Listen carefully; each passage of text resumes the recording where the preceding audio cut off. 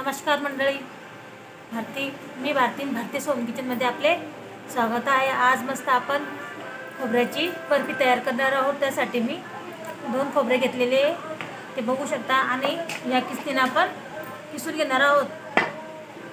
बघूया मग फटाफट रेसिपीला आता सुरुवात करूया।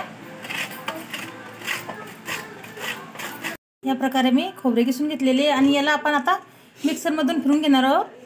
बघू शकता हे भांडे घेतलेले आहे मी, त्याच्यात भरपूर असा हा चुरा झालेला आहे। एकदम सोपी रेसिपी आहे, पटकन होते आणि कमी साहित्य ते पुन्हा फटाफट वेळ घालवता आपण रेसिपीला। या प्रकारे मी मिक्सरमधून बघू शकता एकदम घरी कसे छान झालेले, मस्त झालेले नारळाचा किंवा खोबऱ्याचा चुरा आपण मार्केटमधून आणतो ते सगळं तेल वगैरे काढलेलं राहतं। मी आता थोडेसे कोमट करून घेणार आहे आणि त्याच्यात थोडेसे केसर भिजत घालणार आहे। आपल्याकडे असले तर टाकावे, नसले तर काही हरकत नाही। ह्या वाटेत मी थोडेसे दूध काढून त्याच्यात आपण हे फ्रूट कलर टाकून थोडेसे दूध टाकून आणि हे सर्व्हिसिंग गार्निशसाठी खोबऱ्याचा चुरा मिक्स करणार आहोत। आपण 1 चमचा तूप त्याच्यात वापरणार।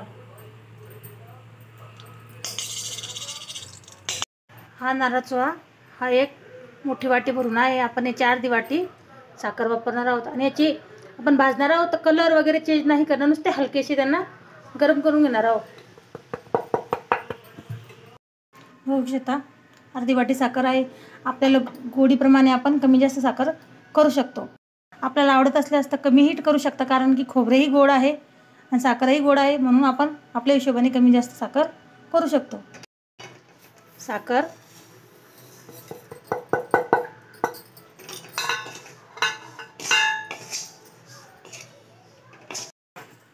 मस्त व्यवस्थित मिक्स करून घेतलेली मी। आता दूध आपण टाकून घेणार आहोत।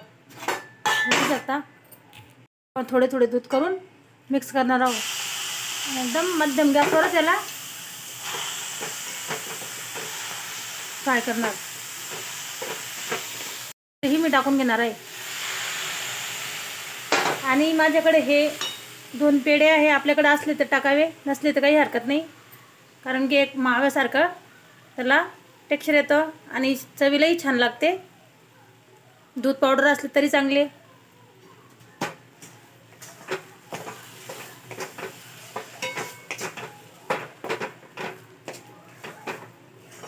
बघू शकता हे ऑटोमॅटिक सगळं दूध आटलं का आपण एक डिशमध्ये किंवा ट्रेमध्ये काढू शकतो।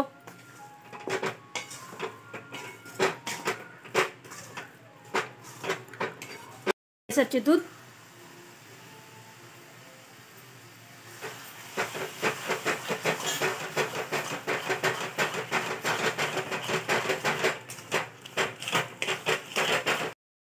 बघू शकता, याला काही पाक वगैरे करायची गरज नाही।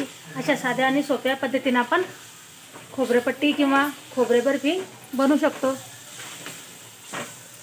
आपण किंवा तूप लावून घेऊ शकतो, कारण की ह्या ताटात आपल्याला ही बर्फीचे सारण काढणार आहोत ना।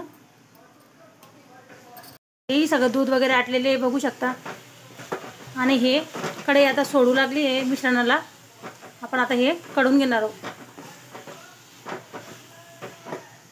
तर सगळं मिश्रण सुटलेलं आहे कढईचं, तोपर्यंत आपण फ्राय करून घेतलेले, दूध सगळं आटून घेतलेले। आता ही मिश्रण आता आपण ताटात किंवा एखादा डिश ट्रे काही असलं त्याच्यात काढून घेऊ शकतो।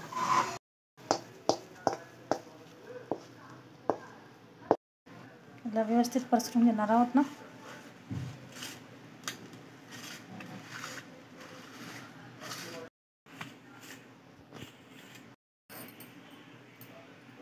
याच्यात सेट करून घेणार आहोत आणि पुढच्या ते प्रोसेस। किती छान मस्त बर्फी झालेली आहे आपली। आपण 1 ते अर्धा तास आपण फ्रीजमध्ये ठेवू शकतो आणि नंतर त्याचे मी कापा करून घेतलेले आहे। बघू शकता अजून थोडीशी ओलसर आहे, ती सुकली का खूप छान आहे इथे। कशी वाटली रेसिपी? कधी रेसिपी आवडली लाईक, कमेंट आणि नवीन असल्यावर सबस्क्राईब पक्का करा।